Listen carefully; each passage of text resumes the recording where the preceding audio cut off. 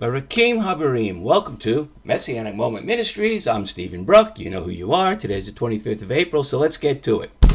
All right, so you think our rebellious attitude of the Jewish people has really helped us? Well, I know. Who can believe that being rebellious would be helpful when it comes to obedience to God? But that's not what I'm talking about.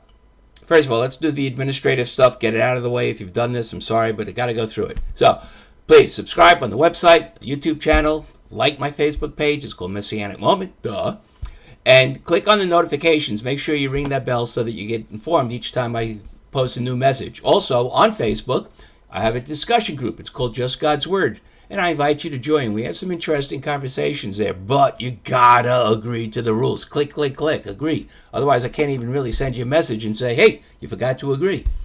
So, and if you like what you get here, you will like my books. I've got 5 of them now. I just finished my 5th book. It's called Not the Holy Bible.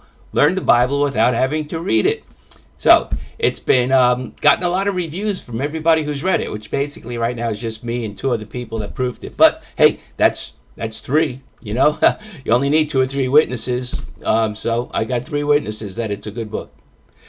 And other than that, please remember, it's very important. Share these messages. The books are on Amazon. Just go to Amazon.com, put Stephen R. Bruck in the thing in the search box, you'll see them. But please share these messages. The ministry is growing. I'm getting more subscribers. I'm getting more likes. But please share these messages with everybody. Help us to grow even more. All right, so today's stuff.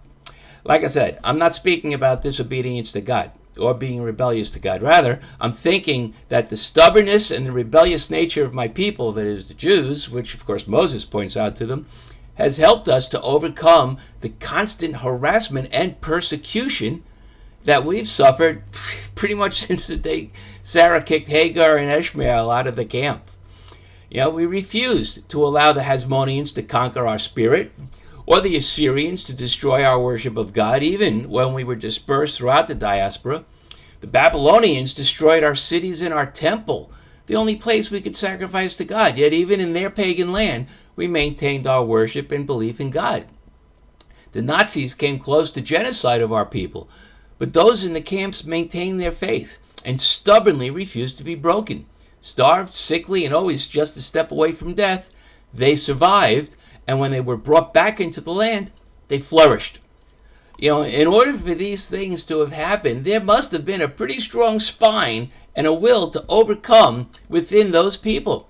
And that usually translates, well, to being just a little bit rebellious. If not for that, hey, don't tell me what to do attitude, we would have been assimilated into the other religions of the world. In fact, we see that did happen to the Samaritans, which is why they were looked down upon by the Judeans. Now for the bad news. I believe this rebellious attitude is slowly disintegrating within Judaism.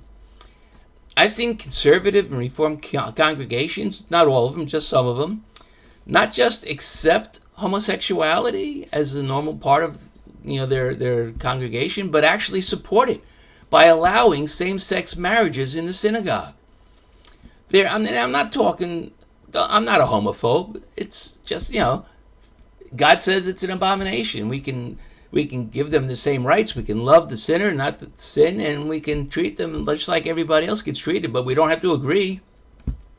And there are more and more mixed religion marriages where the Jewish partner converts to the other religion instead of insisting, as it used to be, that the Gentile convert to Judaism.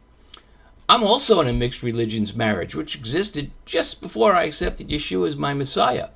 And even though Donna has not converted to Judaism, she is completely supportive of everything Jewish in our marriage. She bought the mezuzot for our doors. She makes matzo ball soup just like Bubby used to make. And she joins me in having a Passover Seder every year. She also looks forward, as I do, to breaking fast after Yom Kippur. I pray that this assimilation with the Gentile world is only a temporary situation, and that as we get closer to the Acharit HaYamim, the end days, my people will not only reject the non-Torah teachings of the Gentile world, but accept Yeshua as their Messiah, which, for the record, I absolutely know he is. and there will be then a resurgence of faith within Jews everywhere.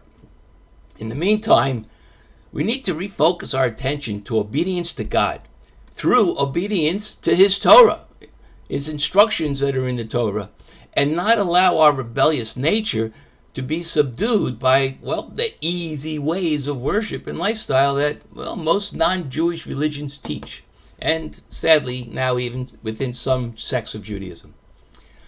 Just about everyone agrees that anything worth having is worth working for.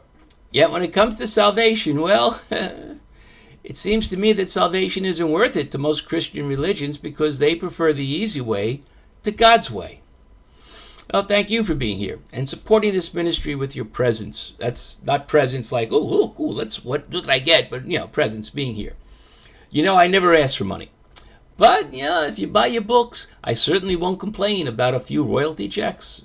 Well, that's it for this week. So, Lehitrot and in early Shabbat Shalom.